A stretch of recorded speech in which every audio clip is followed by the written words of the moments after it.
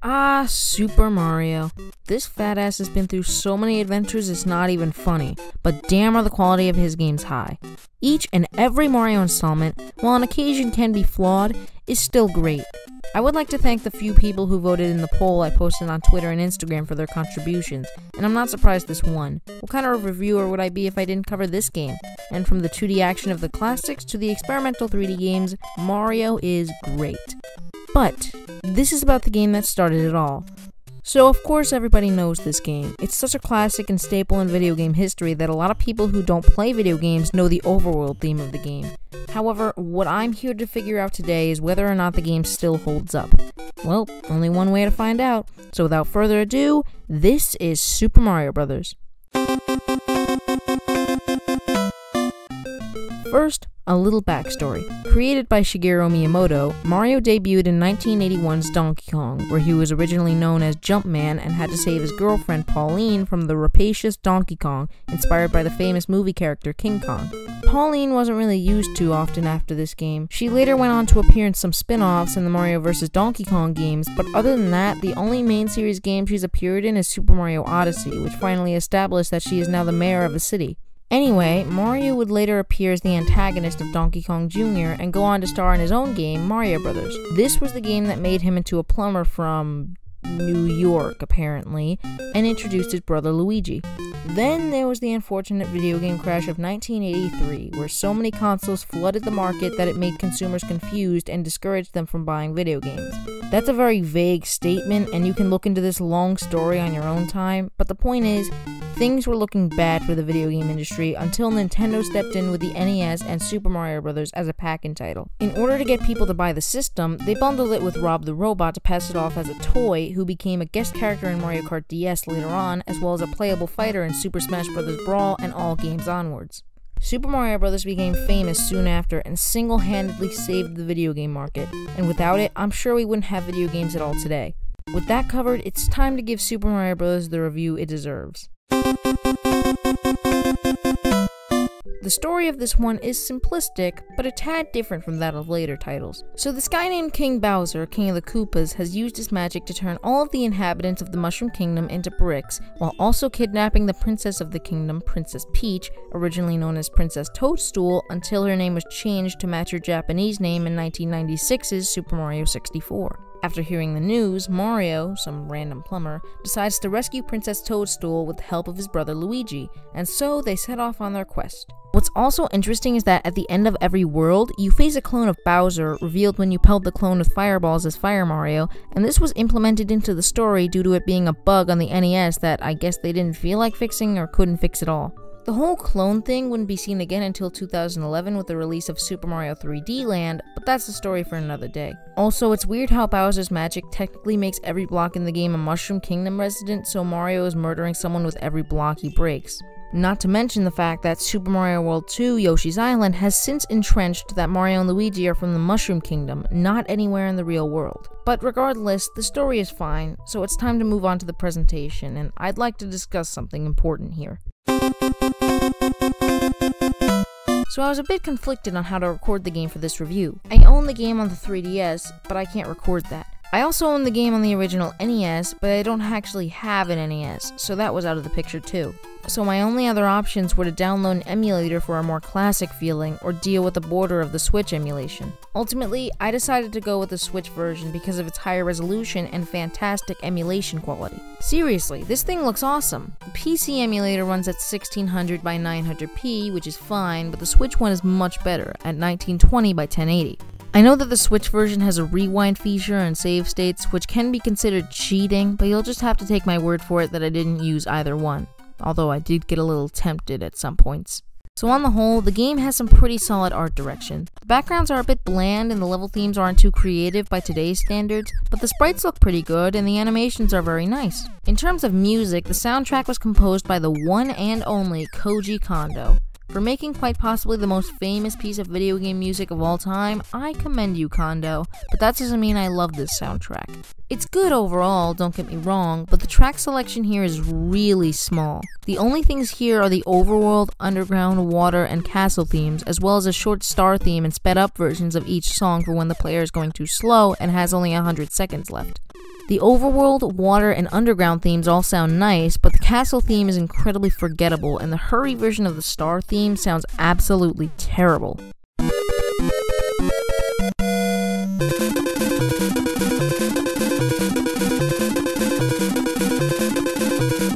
These themes are all used way too much, and it would have been nice to hear a sky theme for the mushroom platform levels, or a nighttime theme for the dark levels, or even just slightly different versions of tracks in World 8 instead of the overworld theme playing on every single level that isn't underground, underwater, or in a castle. A short bonus theme also would have been nice for the secret sections rather than just the star theme, but it fits fine enough. Thankfully, Super Mario Maker 1 and 2 did make new tracks and areas for the original game, so creators and players alike aren't stuck listening to the same few tracks that they've been hearing since 1985. My favorite track is probably the ending music, even though it's really short and was made much better in the Lost levels. Listen for yourself.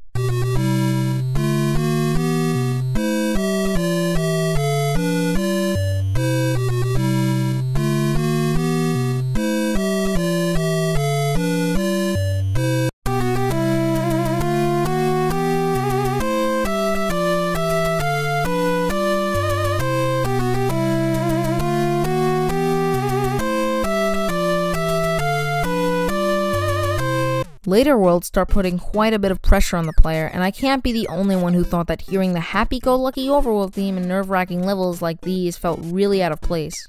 Koji Kondo remixes tracks a lot in later Mario games, and this simple little change makes those soundtracks a lot more fresh, so this game isn't as good. Even then, these tracks still aren't nearly as good as the other 2D games, and in my opinion, the NES Mario game with the catchiest soundtrack is probably Super Mario Bros. 2.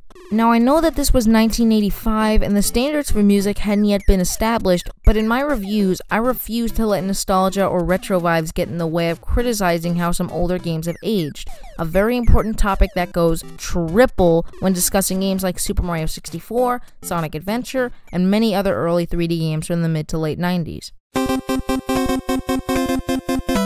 With that covered, gameplay time. Super Mario Bros., like most Mario games, goes for linear level design with a few hidden secrets in between. The enemies are all classic. Goombas that walk back and forth, green Koopas that walk straight and can have their shells kicked, red Koopas that are similar but don't walk off ledges, bullet bills, it's in the name, Buzzy Beetles, which are Koopa Troopas that don't die to fire, piranha plants that come out of pipes but don't come out when you're next to or on top of a pipe for some reason, Paratroopas, which are flying Koopas, Lakitus that throw Spinies at you, which are Koopas that you can't jump on, Padobus that jump out of lava, Cheeps that swim like normal fish, as well as Bloopers that swim diagonally and never go below you, and of course, the bane of my existence, Hammer Brothers, who throw hammers at you in an arc and come after you if they're on the screen for a certain amount of time without dying. In Super Mario Bros. The Lost Levels, they come after you to begin with, but in the original, you have to wait a while, and I swear these things are worse than slicers in Sonic 2.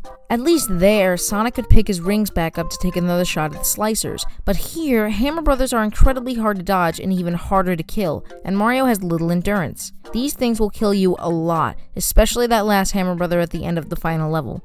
God, I sound as adverse as Moodlestrudel. Speaking of Mario's endurance, to increase it, this game has 4 power-ups, being the Super Mushroom, which makes you bigger and allows Mario to take an extra hit, the Fire Flower, which is the same as the Mushroom except it lets you shoot fireballs, the Starman, which gives you temporary invincibility, and the 1-Up Mushroom, which grants you an extra life. Since Mario doesn't have much endurance and you're only given 3 lives to go through the whole adventure at the start, mushrooms and especially Fire Flowers are extra satisfying in this game and make the player feel like they're on top of the world, only to fall once they get hit by a goddamn Hammer Brother, or bad hit detection ensues. I swear, this game is weird in its hit detection. Sometimes you don't have to worry about getting hit and can land on things without a care in the world. Other times when you land on things, it kills you. I swear, there were multiple points in this game where I remember saying, I landed on that when I died. Hammer Brothers, again, are the greatest offenders. Jumping on one is already hard enough, but sometimes if you jump on them right before they throw a hammer, they'll die, but the hammer will stay put and hurt you. It's absolute bullshit, and I hate it so much. On an unrelated note, there's a glitch in this game where if you hit a block as Super Mario, a Fire Flower pops out and you get hit before grabbing it, you'll only turn back into Super Mario and not Fire Mario. Similarly, if you get hit as Fire Mario, you go back to regular Mario. To my knowledge, these issues weren't fixed in Super Mario Bros. Deluxe. I don't know about Super Mario All-Stars, but Super Mario Bros. 3 fixed them. However, Super Mario World went back to making you normal Mario after getting hit with the special power-ups, so that's weird. The controls are a bit awkward, especially compared to what we have now. Personally, I think Super Mario Land 2 perfected Mario's 2D controls, while Super Mario Galaxy and Odyssey perfected Mario's 3D controls. Super Mario Bros. Is probably the third worst controlling 2D Mario game, only in front of Super Mario Land in second for reasons we'll discuss when I inevitably review that game, and the Lost Levels in last because of how slippery that game is and how no flaws from the original were fixed.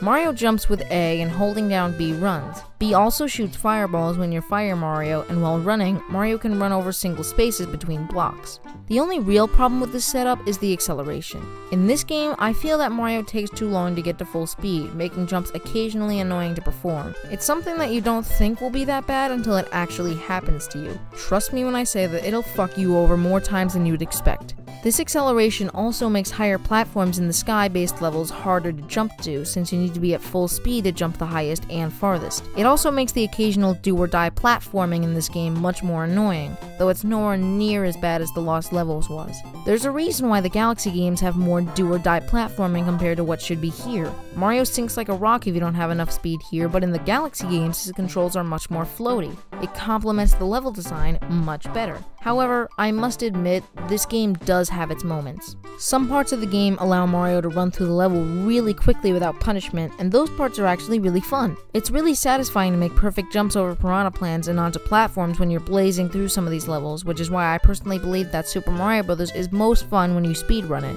In terms of level design, this game kind of feels like it's having an identity crisis. A lot of levels look the same and aren't very memorable, which makes the limited music selection an even bigger problem. Since there are 32 levels that share the same few music tracks and aren't visually distinctive, there aren't many levels that I can remember off the top of my head. If I were to name a few, then the most memorable ones are probably 1-1 because, well, it's the first level, 4-1 because you can blaze through it satisfyingly, 4-2 only because of this section at the very beginning that I couldn't get past when I was younger, 7-4 because this is the worst maze in the whole goddamn game, 8-3 because of the ridiculous amount of Hammer Brothers in that level, and 8-4 simply because it's the final level. There are a few things I vaguely remember, like that one level where you run away from Cheep Cheeps leaping at you and the spring at the start of 8-2, but other than that, this game isn't that bodacious. Also, is it just me, or do all the water levels in this game feel the exact same? Nothing stands out here, it's boring. I can also tell that some castle levels are reusing layouts from previous ones with minor differences.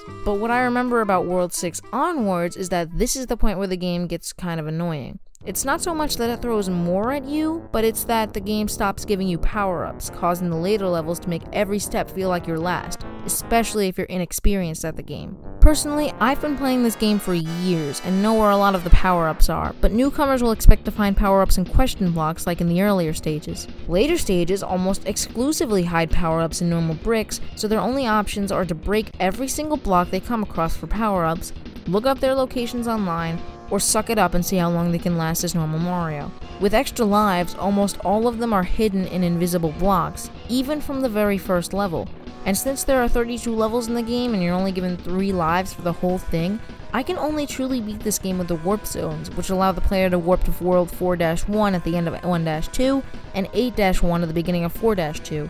So how did I get through all 32 levels? Well, I used the continue code, where after you die, you hold A and push start to at least continue at the beginning of the world you got a game over in. Now, I know some of you would consider that cheating, but A, the game should have unlimited continues anyway, B, there's plenty of NES era bullshit that will take away your lives, C, if I didn't use this, the only way I could beat the game was with the warp zones, which would only let me play 8 of the 32 levels in the game, and I can't review the game from that, but most importantly, D, most people that go through the whole game use the infinite lives glitch anyway, and I don't know how to do it. If anything, what I'm doing is harder because those people can die as much as they want and still respawn in the same level, while I only have 3 or so chances before I'm sent back to the beginning of the world. Maybe with a few more years of experience I could go through the whole thing without the use of the cheat code, but for now, this is my only option. And on that note, I also couldn't do the world -1 glitch, so I can't talk about that. Anyway, this is one of many reasons that I do not recommend that newcomers to 2D Mario start with this game. You're better off starting with Super Mario World because not only is it more memorable and interesting, but it looks, sounds, and controls better, has far more content, and most importantly, it has a save feature. I know that it was 1985 and expecting a save feature is unreasonable, but they could have at least given the player unlimited continues. Super Mario Bros. 2 gave you 2 continues, making for 9 lives in total before you get a game over. And limited continues were excusable in Super Mario Land because not only is that game a measly 12 levels, but it's also much easier and can be beaten much quicker, especially if you know what you're doing. Since I can't think of a better time to talk about this, let's discuss the bosses. As I stated earlier, because of a glitch that ensued whenever Fire Mario killed Bowser at the end of every world in the game, they incorporated it into the story. So each Bowser you fight at the end of every world is just a different enemy in disguise. Before reaching them, Mario must make it through one of the game's 8 Casa levels, which either choose to test your skills with tricky platforming and stage hazards, or make you go through a maze. The skill-based ones are really fun, but the maze ones are annoying as hell. Most of them aren't too challenging, but 7-4 in particular is the worst one. I had to look up how to get past the second section online because of how frustrating and confusing it was. It just goes on and never stops. In terms of the clones themselves, they just barf out fireballs that are pretty easy to dodge and jump. I recommend running under them and grabbing the axe, but if there's a platform overhead and you feel like you can make it, I'd say trust your gut. By World 6-4, the clones start throwing hammers, but they're much easier to dodge because they're thrown quickly in large groups, so it's much easier to predict the angle that they're going to travel in because of how many there are. After beating the clone, Toad tells you that the princess is in another castle. Bastard. Also, I have to inquire why these toads are here. Didn't Bowser turn all the toads into blocks with his magic? Did he just decide to stop off and kidnap a few of them as well? And if they've been captured, why don't they look like it? Looks to me like they could have tried to escape at any time they wanted. They're not tied up, they're not in a cage, nothing. In terms of the end...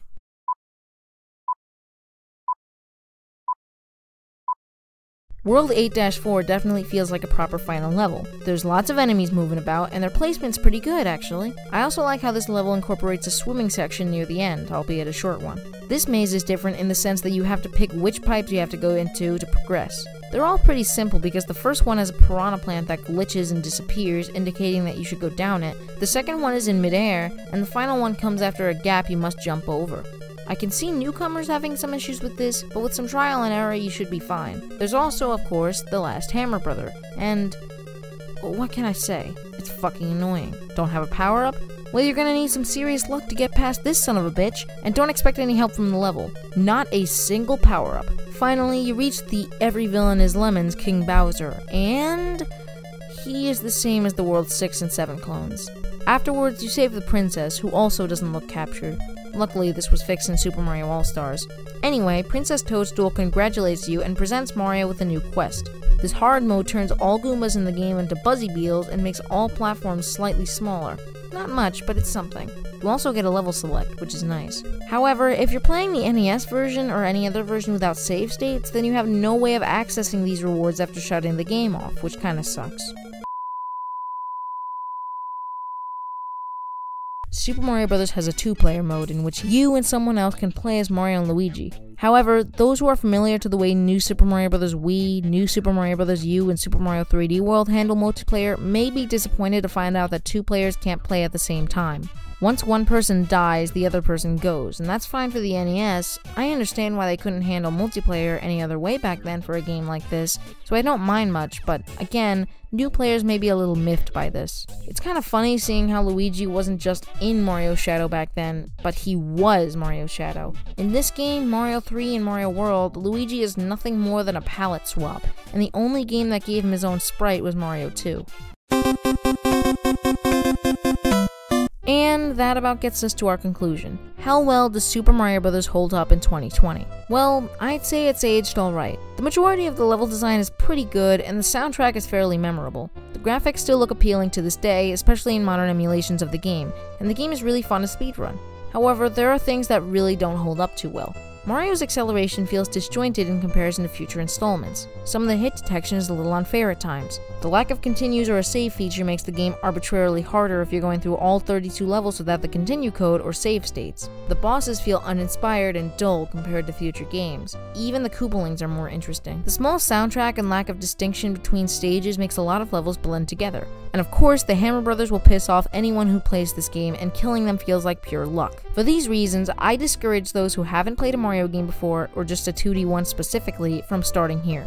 You're better off starting with Super Mario World or even New Super Mario Bros., as those games sport save features, unlimited continues, more creative level design, and much more. Even so, Super Mario Bros. Is still a pretty fun game to this day, and I recommend it, even if it's not as good as future installments.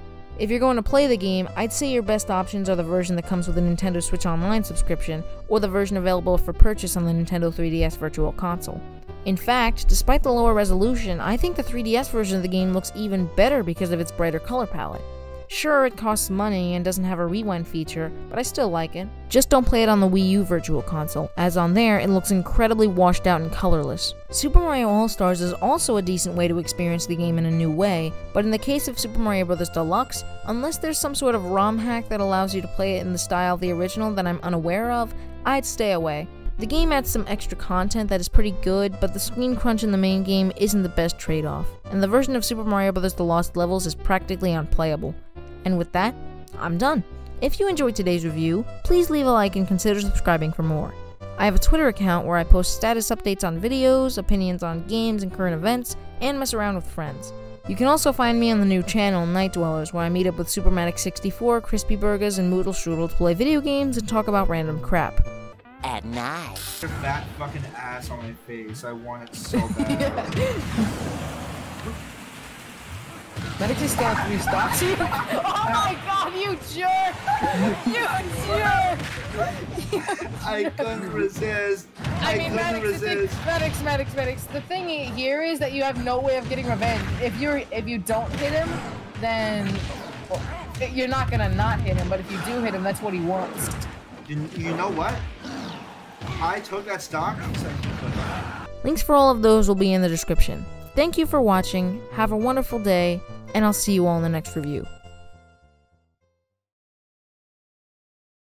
Hey guys, thanks for sticking around to the end. I just want to have a brief discussion about the future of this channel. First of all, I'd like to address the Creature from the Krusty Krab video for the very last time. I will not be working on that video any longer. I think I said it in the iPhone SE video, but when I feel ready for it, I will go back and redo everything. The gameplay will be recorded once more, the script will be rewritten, audio will be redone, everything. And before that, I'd like to take a look at the SpongeBob movie game because I finally beat that game a little while ago, and it's absolute dog shit. But my controversial opinion could make for a really fun video, minus the gameplay I'd have to record. You also probably noticed that I started swearing in this video, and that's because of YouTube. Now, YouTubers appealing to younger audiences get things removed, like end cards and comments, and that sucks. Plus, sometimes it's hard to get your points across when you can't say certain things. I can't imagine how my Hammer Brother rants in this video would have turned out if I didn't swear, and as I said in the Cuphead video. Now, in terms of videos that are coming soon, I'd like to start uploading more often, so Plunger Plays is going to become a more prominent series. I'm going to be playing some story games and some multiplayer games with friends on occasion, starting with, of course, Cuphead. Who knows, maybe the DLC will be released one day after I publish the final video in the series like Smash Ultimate. For the next review, I'm probably going to be taking a look at Sonic the Hedgehog, simply because it's a classic. No, not that Sonic the Hedgehog. I'd like to review some classic games with a critical eye to really see the good and bad in them and find out how they've held up.